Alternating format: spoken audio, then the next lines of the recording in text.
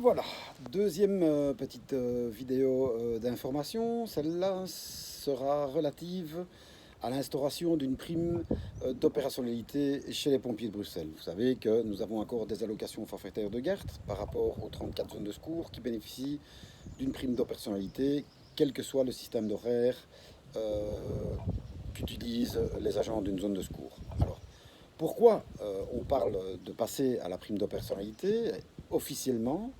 Les organisations syndicales n'ont jamais vu, en tout cas jusqu'à preuve du contraire et jusqu'à aujourd'hui, le 24 mai, de projet pour passer, de quitter nos allocations forfaitaires de garde pour passer à la prime d'opérationnalité. Alors, on entend que l'autorité politique proposera probablement ces primes d'opérationnalité lors de l'entrée en vigueur ou d'une renégociation de notre statut en octobre 2019.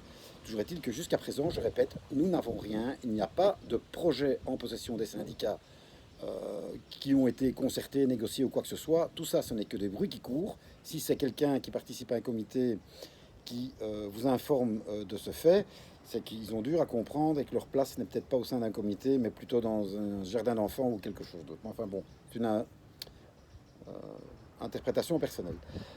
Toujours est-il que si on passe à cette prime, c'est pourquoi. Pourquoi? Parce que vous savez tous très bien que la région de Bruxelles-Capitale risque une grosse amende, notamment parce qu'ils n'ont pas payé de précompte pour l'ONSS sur nos allocations forfaitaires de garde, et que si on poursuit avec ce système-là, il n'a jamais été question que les agents payeront quelque chose de leur poche. L'autorité devra peut-être payer l'amende, mais devra dorénavant imposer un certain pourcentage réservé à l'ONSS sur nos allocations. Ce qui veut dire que, imaginons qu'on continue avec ça, nous perdrons 10% de notre argent, de notre allocation forfaitaire de garde, par rapport à si on demande, comme les autres zones de secours, une dérogation pour ne pas payer de taxes ONSS sur la prime d'opérationnalité. Toujours est-il que nous n'avons pas de projet. Le jour où nous aurons un projet en main, vous serez tenu informé, mais nous demanderons aussi à des experts comptables du SLFP de faire la différence entre ce qui existe actuellement, ce qu'on nous propose, afin d'être certain et garant de ne rien garantir, en fait, qu'on ne perd pas un franc par rapport à ce qu'on gagne aujourd'hui. Voilà. Pour d'autres informations, n'hésitez pas à consulter votre boîte mail. Nous envoyons régulièrement des newsletters.